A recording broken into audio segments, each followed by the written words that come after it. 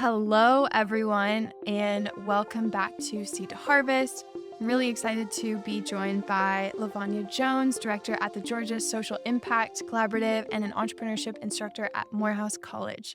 Lavonya is passionate about entrepreneurship as a solution to economic injustice and inequality. And as a third-generation HBCU graduate, she's currently an entrepreneurship instructor at Morehouse and founder of social justice media company Consciously Funded. She creates pathways for students at minority-serving institutions into entrepreneurship, technology, and venture capital. Lavonya, thank you so much for joining us today. Thank you for having me. It's an honor. Of course. And to get our listeners started off, I know no day is the same, and you just announced that you joined the Georgia Social Impact Collaborative. But to give our listeners some perspective, what does an average day look like for you? So, an average day, I have these encouragement playlists on YouTube and Spotify. So, as soon as I wake up, I always start my day with one of those playlists to get my head in the game. So, no matter what comes that day, I'm ready for it. And then typically I start reviewing my calendar, honestly, because I have so much on my plate. I never know like what's going on until that day. So I usually review my calendar. I review it the night before in the morning just to make sure I haven't missed anything. And then I kind of get started. Typically, right now is getting caught up on what's been going on. We call it GSIC for short with the Georgia Social Impact Collaborative and just reading through everything and getting caught up so I can move the organization forward.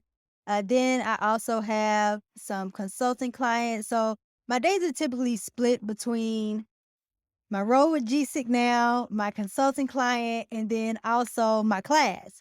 So we're in finals, so I'm grading. So that's usually how my day goes. And then I end my day typically very late. Through the Um, emails like 11 p.m. I was definitely doing that last night. yeah, emails. Oh man, I catch it when I can. I always wanted to be a writer, and now I do a lot of writing, but email is definitely the medium in which I do the Yeah, I most now. mainly I usually check my email, if there's anything like urgent I need to answer right then, but I typically hold off on email till Friday, honestly, because that's the only day that I can really focus on my email because my days are jam packed. And so, I usually wind down. Sometimes I'll wind down with a TV show. Other times it's just really just kind of scrolling social media. It just depends on how tired I am. So sometimes it's a TV show. And then too, depending on what's going on in the world, sometimes in the news, like I've been trying to stay up on what's going on in Ukraine with the war. So it just kind of depends on how I'm feeling at the end of the day, what I end my day with. But it's either a TV show that's going to lift my spirits and make me laugh, or I'll get updated on the news, or I'm scrolling social media, checking all my messages and responding to people on social media, and then I go to sleep. And so that's my typical day. I work all the time, All the but I time. don't work on the weekend. That's good. That's We do good. not do work on weekends. So we Uh, work real, real hard during the week. And on the weekends, we sleep. Love that. Love that. So to go back to the class that you teach at Morehouse, I would love Yes. to hear what the specific areas of technology you might focus on in your educational curriculum and why. And if you can provide us with a bit more of context for what the curriculum for the class looks like in general, I'd love to hear more. Sure. So previously, entrepreneurship is a little new for Morehouse College. In the past, we had a senior capstone course where they really went through the business model canvas, and the director of the Entrepreneurship Center taught that course. So we are now launching a minor. So this was the first year we taught my class, which is the entrepreneurial mindset class, which really just deals with the mindset you need to overcome all the challenges you will encounter as an entrepreneur. And we went through what's called an opportunity discovery canvas, which really focused on the students understanding what value they were providing and who they were providing that value for. Like, what problem are you solving?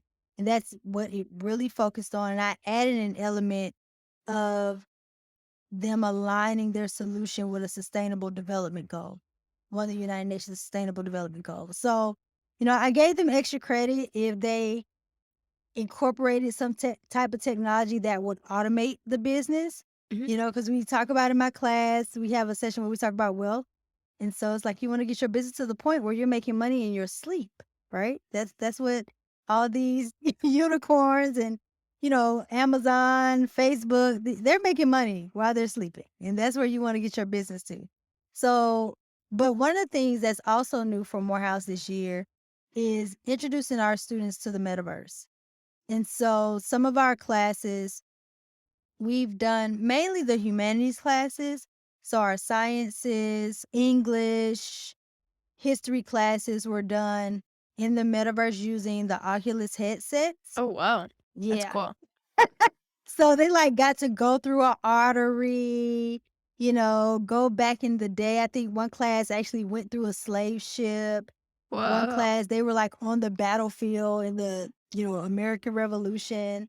Another class, they got to sit down with a Black author from like the early 1900s and go through one of her books. So, what I'm in the process of doing now is developing an entrepreneurial course in the metaverse Oh, for the fall. that's super So, we're cool. kind of thinking about, how we will do it. It'll still be focused on entrepreneurial mindset, but we've even talked about incorporating, I won't name the organization because we just had this conversation, but incorporating a larger organization's curriculum and just putting it in the metaverse. So we're kind of in making it like some type of certificate. So we're looking at different ways of how we can give students that real hands-on experience because with entrepreneurship and venture capital, you have to do it to learn it. It's not something you can learn from a test or Mm-mm. even really a book. You can read all day, but you really have to be hands-on and actually do it to really get in and really grasp how to do entrepreneurship, how to do venture capital, what it's like. So using this metaverse Oculus technology to be able to introduce students to that hands-on real life experience. I love that. And in terms of your experience, who would you say are the people, either investors, founders, other educators, who have had the most profound impact on your journey?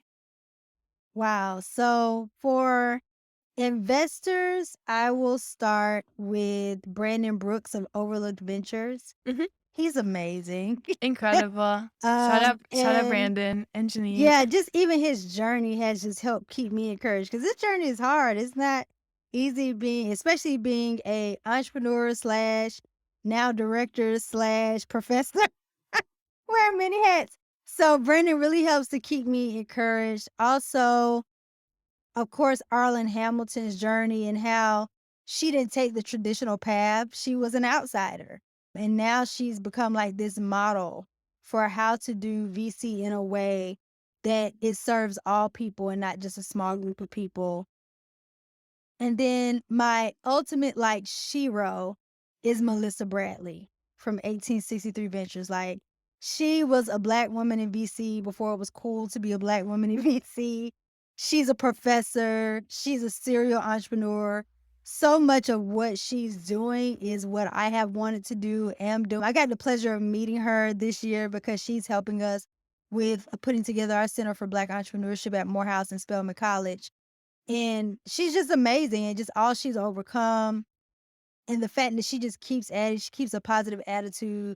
So they really inspire me. From an entrepreneur standpoint, I would say is Dr. Randall Pinkett. He's a tech entrepreneur in the Boston area. And I love that he has a Black entrepreneur that has grown his business to be a multi-million-dollar business. Like it's definitely over $100 million business. I don't know the exact amount because he's private, but he's never taken any investor capital. Oh, wow. Never taken That's any super investor cool. capital. He built the business with four of his college buddies. And he's just amazing in his thoughtfulness, in his approach to entrepreneurship, his he's just a wealth of knowledge. And so his journey encourages me because again, he had this large tech business before it was cool to be a Black tech founder. Yeah. And the fact that he was able to do it right after college with his college buddy, he's an engineer by trade, and just how he's been able to grow without having to take any investor capital is amazing. Yeah, that's incredible. So you are also a business coach and you've established and led initiatives for competency development, coaching, action learning, mentoring, 360 feedback, over 800 hours. So, Probably what are the most common topics that come up in your conversations? the most common topics, of course, fundraising. How do Oh, I get yeah. money? How do I get money to start this business? Or, while I'm making money, how do I make more money? And working through strategies on how to do that. Definitely customer discovery because every entrepreneur wants to skip that part. And so I always start with like, well, first of all, before we talk about anything, who's your target audience? Who are we building value for here? Very rarely do they have that figured out. So I usually spend a lot of time helping people figure out who their target audience is and being clear on the value that they provide Mhm. because everybody wants to skip that step.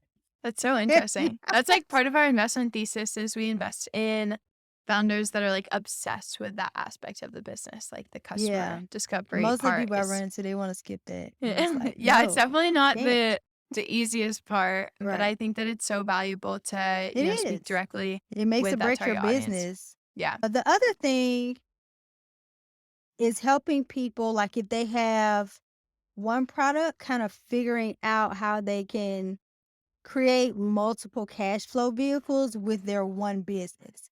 Instead Mm. of having like 8 or 9 different businesses that's bringing in money, how can we create multiple avenues of revenue through this one business? And so helping people kind of think through that and other things that they can offer is what really comes up a lot. And So, then, of course, now how people can get investments, yeah. looking at people's pitch decks. What do I need in my pitch deck?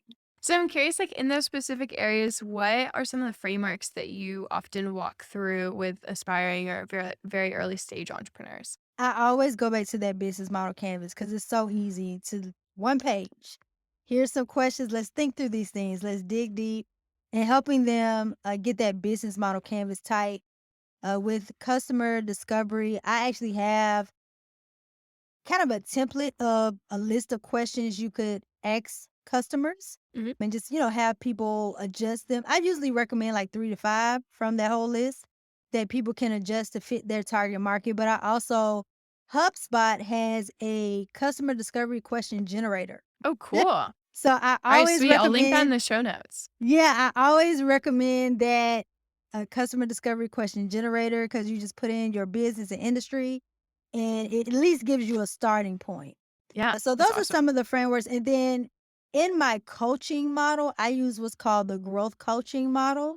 And so it looks at what are your goals? What's the reality of what's happening right now?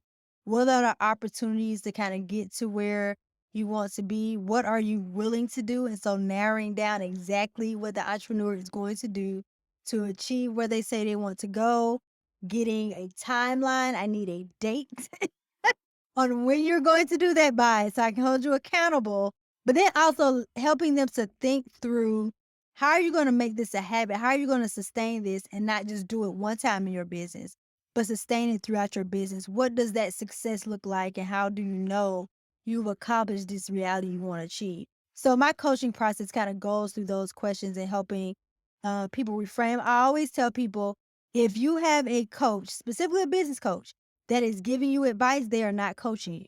That is mentoring. A Yeah. good coach knows how to ask the right questions to pull that goal out of you and pull that information out of you. And you may have to think through if it's something you don't know. Okay, well then I'm going to ask, well, where can you go to find that information instead of me giving you that answer? Because when people can come up with their own answers, they're much more likely to do it than me Right. telling you you need to do this. I Because love most of that. us don't like people telling us what to do. I know I'm one of those people. No.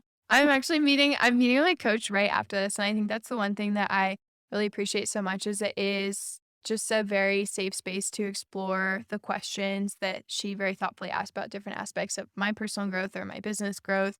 Mhm. And you don't often get that time as an entrepreneur. So I feel like Right. having a coach can be really beneficial in that it's Game that changer. protected time where you get to reflect on both like strategic and like shorter term tactical frameworks to approach things. So I would Yep. definitely, it's probably like one of the best investments I've made in like my Yes, personal growth. it Yeah. is. So what would you, or so as a venture capital fellow lead at HBCU VC, you offered a venture capital fellowship and clinic to students at historically Black colleges and universities, also called HBCUs, and Mhm. Hispanic serving institutes. HSIs are Yes. so your comprehensive approach offers skill training, mentorship, and access to professional networks. So I'd love to hear about some of the impact this program has had and where some of your students might be today. Yeah, absolutely. So a lot of our students from HBCUs and MSIs, they're coming from what we call innovation deserts. So many of them have never even heard of venture capital. They're not attending schools that have a venture capital class. Thankfully, Morehouse does have one now. We're one of the few HBCUs that do. Just want to give that shout out. Uh, but they've never heard the term. They have no idea what it is. And it's the whole environment is just new to them. So one, the impact is just them understanding how wealth is built and how the startup funding cycle really works. It's not, I'm going to put my business on Instagram and I'm going to go viral and be a millionaire tomorrow. That's not how that works, but that's how a lot of them think it works. Yeah. So just getting them understanding of how that startup funding cycle works. The other part is, which I think is the most important part, is the network. Because a lot of Black and brown founders and investors lack access to networks, right? Mhm. They're not in the circles. So HBCU VC has one of the top community of Black and brown founders and investors in one place. You will not find a better community than HBCU VC in their Slack. I love that. Yeah, I've heard like incredible things about the Slack there. Yeah, so the people that the students get to interact with on a regular basis, and I'll give you an example. Just even because of HBCU VC's relationship at Morehouse and Spelman, we took our fellows to the Startup Grind Conference in California. Mhm. Arlen Hamilton happened to be a speaker.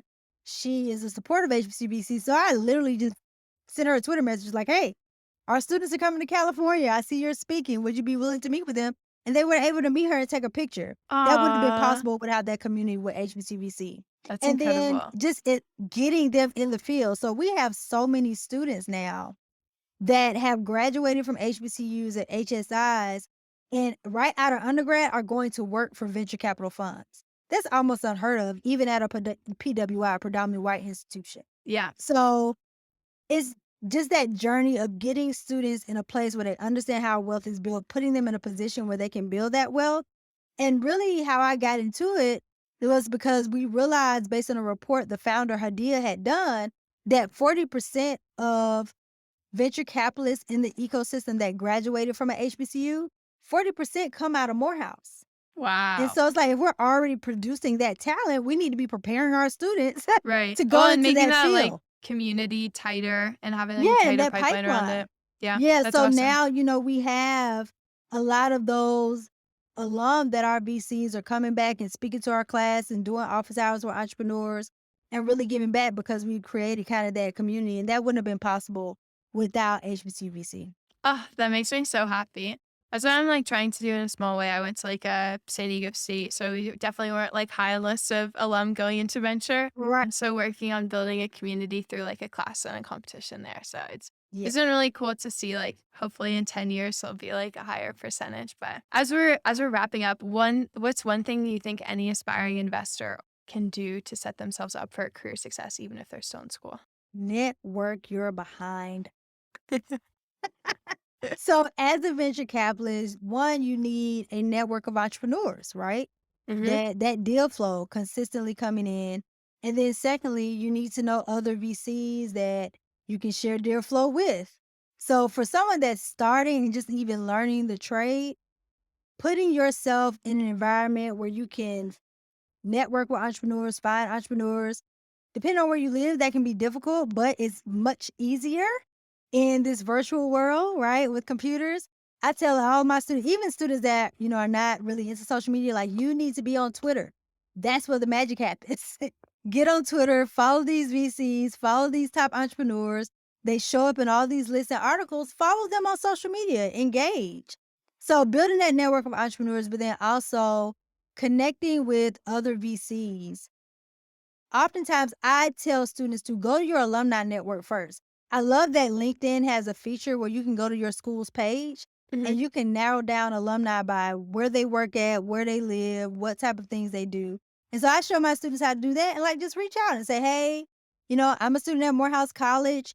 thinking about going into venture capital, would love to talk to you about your experience and your journey and transition from Morehouse to, your job as a VC and just networking so much. And I can even attest being at Morehouse, I have seen students that even weren't great academically, Yeah. but they networked their behind off and they got really good jobs. Yeah. Because they made sure of course they performed well and had, some people are not the best students, but they can do the work. Right. And so I've seen them, get really good jobs. So I think the most important thing is really having that network, because even in learning VC and learning business, you learn best from people who are doing it. Right. And everyone has like very different perspectives on like how to do VC depending on what region you're in, stage you're in. And so I think having a diversity of perspectives there can be super, super valuable. Yes. And well, I've so enjoyed this, Lavonya. And to wrap us up, where can people find you on the internet? I'm all over the internet. I'm on all the things. You can find me on Facebook at Coach Lavonya Jones, one word. Twitter at Coach Lavonya. I'm on Instagram at Coach Lavonya Jones. My website is consciouslyfunded.com. What else? I'm on LinkedIn at Coach Lavonya Jones. There we go. Thanks so much for tuning in today to Seed to Harvest. If you enjoyed this episode, be sure to subscribe wherever your favorite podcast listening platform is. I'll be releasing new episodes weekly, and if you have any questions or comments, feel free to let me know on Twitter. That's Paige Finn, Paige and then Finn with 3 N's. Thanks, and see you again next week.